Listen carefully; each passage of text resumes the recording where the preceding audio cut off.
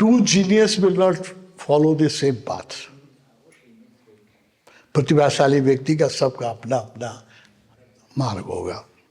ओशो ने हम लोग को यही क्या सिखाया कि तुम सेक्टेरियन मत बनो, किसी सेक्ट के साथ मत बनो। उनका तो एक प्रवचन है कि तुमको प्रार्थना करने की, ध्यान करने का मन आ रहा है तो घर के नज़दीक अगर चर्च है वहाँ लोग को प्रार्थना कर दे तो उसमें कर लेना, और मस्जिद है जनरली तो मस्जिद में अगर तुमको प्रार्थना करने दे तो वहाँ कर लेना, है ना। गुरुद्वारा है तो उसमें चले जाना। घर के नज़दीक जो हो उसमें प्रार्थना कर लेना अगर वो तुमको अलाउ करेंगे, because they are all house of gods, house of meditation, वो सब ध्यान के मंदिर हैं वहाँ तुमको। तो ऐसा नॉन सेक्टेरियन ओशो का जो दर्शन है ना, वो हम लोग नहीं समझेंगे तो कौन समझेगा कि हर व्यक्ति अनूठा है, हर गुरु अनूठे हैं। हम लोग का जो मुख्य मार्ग है ओशो का, वो ध्यान का है। ये दोनों गुरु जो हैं वो बागेश्वर बाबा और मुरारी बापू पूज्य हैं, ये लोग, ये दोनों का मार्ग भक्ति का है। भक्ति का मार्ग भी उतना ही अच्छा है जितना ध्यान का मार्ग है ना। भगवान ने तो नारद सूत्र की भी व्याख्या की है, मीरा की व्याख्या की है।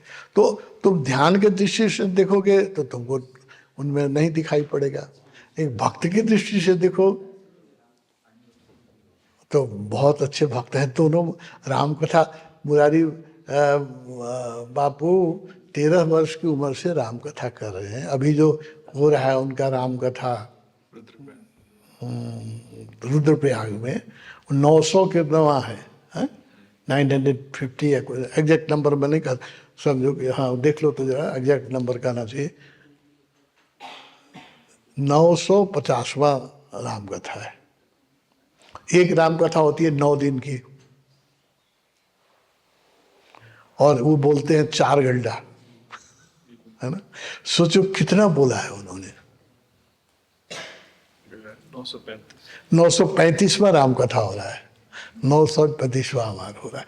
तो सोचो कितना कितना किया, कितना 13 साल की उम्र से राम की कथा कर रहे हैं।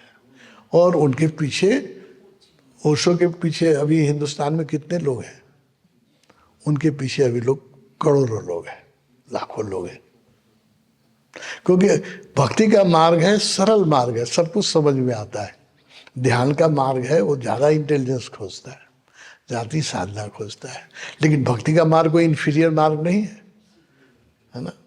तो ये लोग दोनों जो गुरु हैं ये भक्ति मार्ग के हैं, मुख्य मार्ग इनका भक्ति है। साधक हैं, पूर्व जन्म के सब योगी हैं, बहुत साधना करके आए हैं, लेकिन इस जन्म में उनका मार्ग जो है भक्ति का मार्ग है। इसलिए भक्तों को जल्दी अपील करते हैं, इसलिए सामान्य जन को बात समझ में आ जाती है कि भक्ति गीत भजन कीर्तन तो सबको समझ में आ जाएगी, इसलिए इतना पॉपुलर है। ओशो ऐसा नहीं था कि भक्ति की बात नहीं, ओशो ने कीर्तन मंडली बजाई, ओशो ने मीरा पर बोला, नारद पर बोला, ओशो में सब कुछ है, इसलिए दिक्कत है। अगर ओशो में सिर्फ भक्ति होती ना तो आज गली गली में ओशो आश्रम होता, गली गली में ओशो आश्रम होता। ओशो में भक्ति भी है, योग भी है, तंत्र भी है, सूफी भी है ना। ओशो इतने बड़े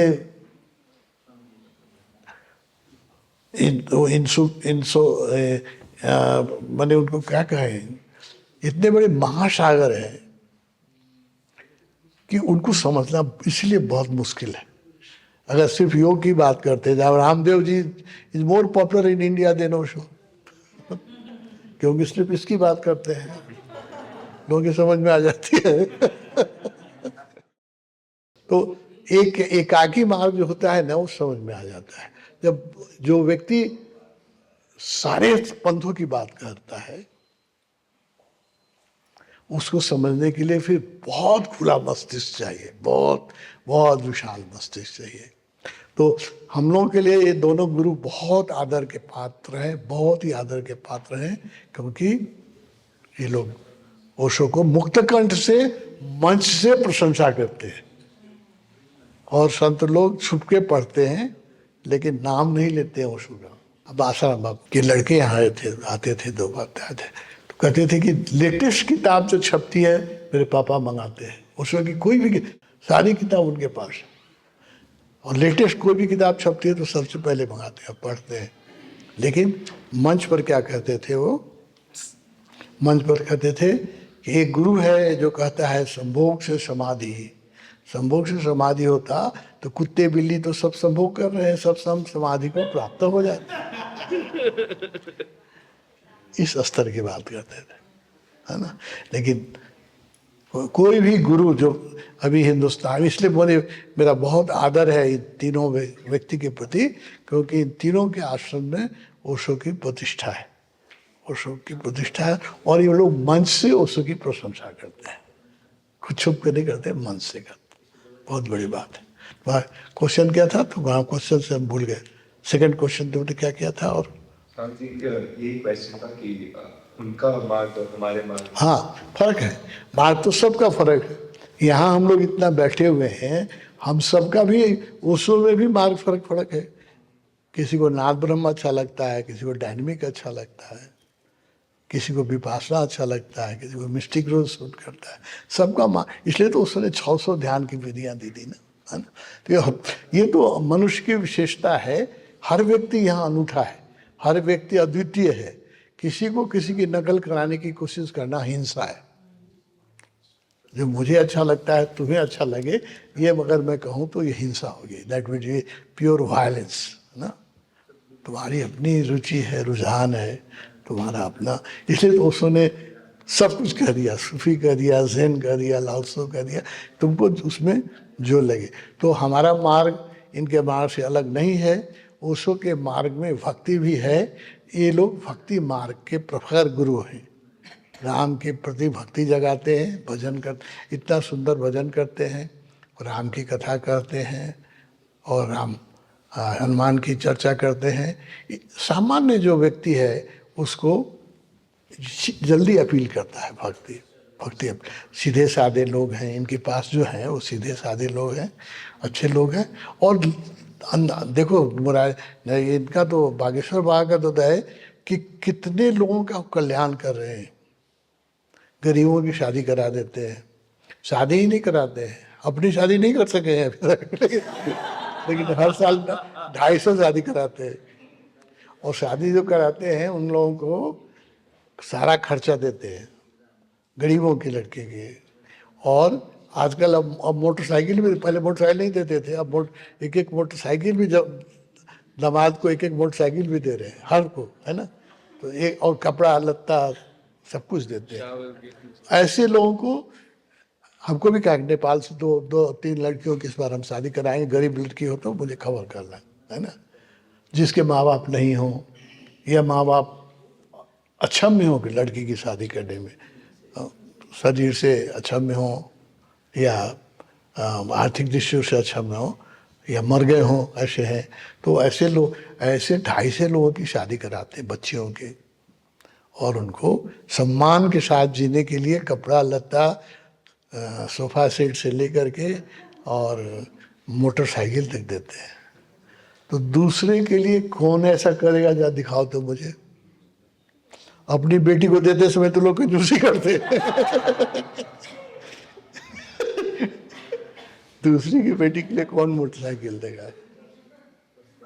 तो मैंने उनके सामने कहा था, वैष्णव जन तो तेने कहिए पीर पढ़ाई जान रे। वैष्णव जन नरसिंह मेहता का प्रसिद्ध भजन है, गुजरात में हुए नरसिंह मेहता, उनका प्रसिद्ध भजन है वैष्णव जन। हिंदू, वैष्णव मतलब विष्णु को मानने वाला हिंदू। कौन है हिंदू? हिंदू की परिभाषा क्या है? वैष्णव जन तो तेने कहिए पीर पराई जान रे। पीर मतलब पीड़ा, जो दूसरे की पीड़ा पहचानता हो, जो दूसरे का भी पीड़ा समझता है, वही हिंदू है।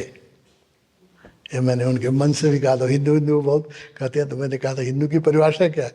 हिंदू की परिभाषा ये है कि वैष्णव जन तो जो दूसरे की पीड़ा समझता है, अगर दूसरे की पीड़ा समझता है और उसका जन्म दूसरे जाति में हो गया है, मैं उसको हिंदू ही कहूँगा।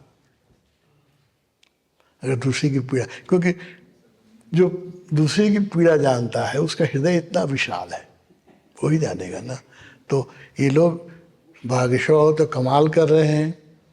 हर दिन सैकड़ों, उनके आश्रम में जाओगे सैकड़ों दुखी दरिद्र गरीब लोग बैठे हुए हैं, उनको फ्री खाना मिलता है, फ्री लंगर है, फ्री खाना मिलता है। मोरारी बापू के भी सत्संग में सबको फ्री खाना मिलता है, एक पैसा किसी से लेते नहीं है। लेक्चर में, प्रवचन में एक पैसा लेते नहीं है, उल्टे सबको खाना देते हैं, हजारों हजार लोगों को। इन लोगों का व्यक्तिगत कोई स्वार्थ नहीं है, कुछ भी, है ना। तो ऐसे जो लोग पीर पढ़ाए जानने वाले लोग हैं वो आदरणीय है हमारे। मार्ग इनका हर व्यक्ति का मार्ग अलग होगा। एक सूफी को देखोगे उसका मार्ग अलग होगा, नाचता ही रहेगा। एक जोगी को बुद्धिस्ट को देखोगे वो नाचोगे तो बहुत नाराज हो जाएगा, वो चुपचाप बैठा रहेगा, है ना। हम लोगों के ओशो के विशेषता यही है कि ओशो ने हम लोगों को सब मार्गों के सारे रहस्य बता दिए हैं,